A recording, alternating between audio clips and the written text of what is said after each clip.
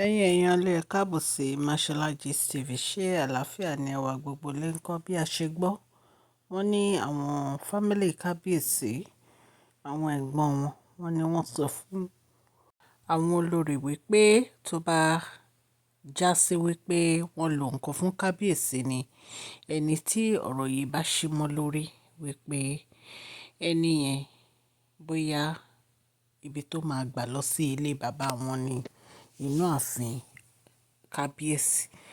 Ẹ̀yin èèyàn lé ẹ mọ̀ pé látìgbà tí kábíyèsí tí wọ́n ti dé láti ọlọ́fin àtìgbà yẹn ni kábíyèsí ti ń gbé ìgbésẹ̀ láti fẹ́ àwọn olórí míì wọ inú palace.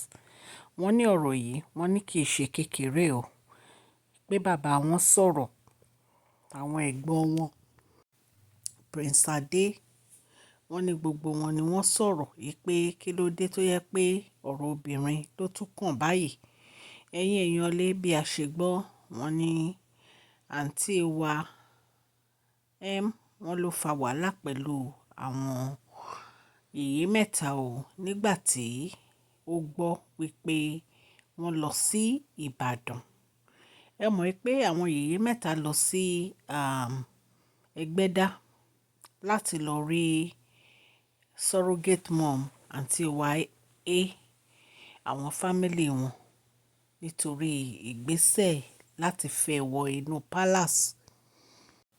Bẹ́ẹ̀ náà dẹ̀ ni a gbọ́ wípé wọ́n ya Ìbàdàn láti rí àwọn fámílì surrogate mom yìí, èyí tí àǹtí wa introduce sí kábíyèsí láti bá wọn gbé ọmọ kí kábíyèsí tó ní rárá àwọn ò ṣe surrogate. Ẹ̀yin èèyàn lé, ẹ̀yin náà mọ̀ bí arábìnrin yìí ṣe dé inú palace wípé àǹtí wa ló mú wá sí inú palace. Wọ́n ní ìgbà tí wọ́n dẹ̀ ya Ìbàdàn, wọ́n ní wọ́n tún wá yọjú sí Láìdé Badmus. Wọ́n ní àǹtí wa wọ́n ní ó bá wọn fa wàhálà lórí ọ̀rọ̀ yìí wípé kí ló dé tí wọ́n jẹ́ ẹni tó jẹ́ pé èèyàn ò lè fi ẹ̀yìn tí èèyàn ò lè trust. Wípé ṣé pẹ̀lú gbogbo nǹkan tó ń ṣe fún wọn ṣó yẹ kí àwọn yèyé mẹ́ta support pé kí kábíyèsí kún fẹ́ Láìdé Badmus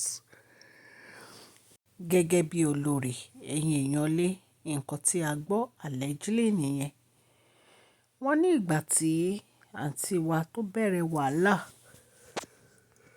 wọ́n ní ọ̀rọ̀ yìí wọ́n ló ba àǹtí wa nínú jẹ́ wípé báwo ni àwọn yèyé mẹ́ta ṣe máa support kábíyèsí kí kábíyèsí fẹ́ Láìdé Badmus, wípé ó wà nínú líìsì àwọn olórí. Bí a tiẹ̀ tún ṣe gbọ́n gan, wọ́n ní àǹtí wa Lọlá náà, ẹ ṣáà mọ̀ Lọlá, girlfriend bàbá Erin ńlá náà ni. Wọ́n lòun náà wọ́n lórúkọ ẹ̀ wà ńbẹ̀. Ẹ̀yin èèyàn lé, wọ́n ní several people ní orúkọ wọn wà nínú list yìí. Wọ́n ní nǹkan tó ba àǹtí wa nínú jẹ́ ní pé báwo ni kábíyèsí ṣe máa fẹ́ Láìdé Badmus. In fact gan bí a tún ṣe gbọ́, wọ́n ló send wọ́n ní message sí Láìdé Badmus pé kó fi ọkọ òun sílẹ̀, wípé òun ò fẹ́ rí i pẹ̀lú kábíyèsí, wípé kó stay away, wípé òun ò fẹ́ rí i lọ́dọ̀ ọkọ òun o, kó stay away lọ́dọ̀ ọkọ òun o, wípé nítorí tóun bá rí i lọ́dọ̀ ọkọ òun, nǹkan tí ojú ẹ̀ máa rí kò ní expect ẹ̀. Bí a tún ṣe gbọ́ nìyẹn tán ni àǹtí wa wọ́n náà ti kẹ́rù wọn wá sínú palace ìyẹn Láìdé Badmus. Wọ́n ní ìgbà tí ó kẹ́rù dé inú palace, wọ́n ní àǹtí wa lọ attack ẹ̀ pé kí ló dé tó kẹ́rù wá sí inú palace, wípé kì í ṣe ààyè ẹ̀ níbí. Wọ́n ló sọ fún un wípé kábíyèsí ló ní palace, kì í ṣe àǹtí wa ló ní palace, wípé àǹtí wa ò dẹ̀ ní right láti máa béèrè lọ́wọ́ òun reason tó ń fi wá sí inú palace, wípé òun ò fẹ́ ní anything láti bá àǹtí wa sọ. Wọ́n ní ọ̀rọ̀ yìí, wọ́n ní ìbànújẹ́ ló jẹ́ fún àǹtí wa o, wípé ọ̀rọ̀ yìí weigh ẹ̀ down gan seriously lórí ọ̀rọ̀ pé Láìdé Badmus ó fẹ́ di olórí. Ẹ̀yin èèyàn lé nǹkan tí a gbọ́ nìyẹn. Wọ́n ní àǹtí wa bá àwọn yèyé mẹ́ta fa wàhálà wípé èèyàn burúkú ni wọ́n, wípé kí ló dé tí wọ́n lọ sí Ìbàdàn láti lọ rí Láìdé Badmus. Kí ló dé tí wọ́n ní lọ sí Ìbàdàn láti lọ rí Láìdé Badmus? Ṣé bí ìgbà tí wọ́n náà tó fẹ́ wọnú palace, ṣé bí bọ́ ṣe wá sí ọ̀dọ̀ àwọn fámìlì tiyín náà nìyẹn tán wá yọjú sí wọn? Ṣé bí a gbọ́ wípé òru ọ̀gànjọ́ lẹ wọnú palace wá tí wọ́n mú yín wá sí inú palace bí ìyàwó ọ̀sẹ̀gì? Ó di dandan kí wọ́n lọ yọjú sí àwọn fámìlì Láìdé náà, nítorí bí wọ́n ṣe tọrọ ẹ̀ náà ni wọ́n ṣe máa tọrọ Láìdé. So lẹ́nu ẹ̀ o lè sọ pé kí ló dé tí wọ́n lọ sí Ìbàdàn lẹ́nu ẹ̀ pẹ̀lú gbogbo nǹkan tẹ́ fi ojú Queen Naomi rí nínú palace yẹn, pẹ̀lú gbogbo nǹkan tẹ́ fojú Queen Naomi rí nínú palace yẹn, gbogbo yín pátápátá. Ìgbà tí Queen Naomi wà nínú palace, gbogbo yín ṣe ń ṣe ẹsẹ̀ ṣoṣooṣo wá sí inú palace nìyẹn tẹ́ jẹ́ kí ẹni ẹlẹ́ni gbádùn ọkọ ẹ̀. Ẹ máa jókòó sínú palace yẹn fún bí oṣù méjì, oṣù mẹ́ta, ẹ nílò ọ̀dọ̀ ọkọ yín. Inú palace yẹn lẹ ti máa jẹun, wọ́n á máa sóúnjẹ máa jẹ, ẹ palẹ̀ yín tì. Ẹ wá mú gbogbo márèjì ẹni ẹlẹ́ni, ẹ wó lulẹ̀, ẹ dàrú. Nítorí pé ẹ rí ilé ọlá rí. Ní ìsìn ìwọ wá ń sọ̀rọ̀ wípé kò yẹ kí kábíyèsí kan fẹ́ Láìdé Badmus. Why tí kábíyèsí ò ní fẹ́ Láìdé Badmus? Kábíyèsí á fẹ́ Láìdé Badmus. Wọ́n á fẹ́ Láìdé Badmus. Bó ṣe fẹ́ wọ́n náà wọ́n ṣe máa fẹ́ Láìdé Badmus. Ṣebí wọ́n náà gba kábíyèsí lọ́wọ́ Láìdé Badmus ni? Nǹkan téèyàn bá gbìn ló máa ká. Ìwà yín bẹ́ẹ̀ ṣe wá gbọ́kọ́ Queen Naomi nínú palace. Ẹ rò pé Ọlọ́run Elédùmarè, ẹ rò pé ó gbàgbé gbogbo ìyà tẹ́ fi jẹ Queen Naomi.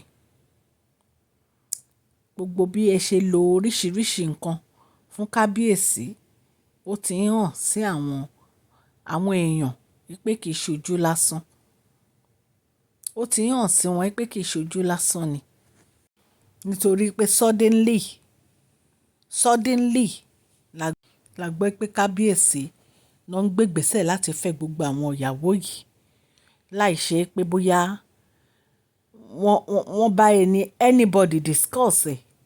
So wọ́n ní bí àǹtí wá ṣe àwọn yèyé mẹ́ta fa wàhálà nìyẹn o, wípé nǹkan tó ń ṣe ò dáa, wípé òun rò pé wọ́n lè dúró tì òun ni, ṣùgbọ́n òun ti rí i pé kò séèyàn kankan tí ó lè trust wọn, wípé èèyàn ò lè believe nínú wọn, wípé báwo ni wọ́n ṣe máa lọ yọjú sí Láìdé tí ò bá ń ṣe pé ìwà burúkú náà ń wù. Ẹ̀yin èèyàn lé, wọ́n ní ọ̀rọ̀ yìí wọ́n ló ba àǹtí wa nínú jẹ́ o, pé kì í ṣe kékeré. Ẹ̀yin èèyàn lé, gist tá a gbọ́ nìyẹn, ta ní ká wá fi tọ́ yín létí.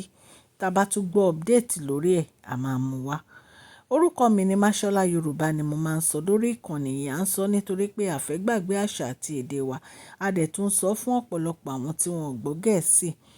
Ẹ̀yin èèyàn, à ń sọ̀rọ̀ nípa celebrity gist, royal gist, politics àti gbogbo nǹkan tó ń ṣẹlẹ̀ ní agbègbè orílẹ̀-èdè bàbá wa ní ilẹ̀ Nàìjíríà. À ń ṣe advert lórí ìkànnì yìí. Ẹ kàn sí wa ní masholagist@gmail.com. Ọlọ́run Elédùmarè ọba aláàánú á ṣàánú fún gbogbo yín o.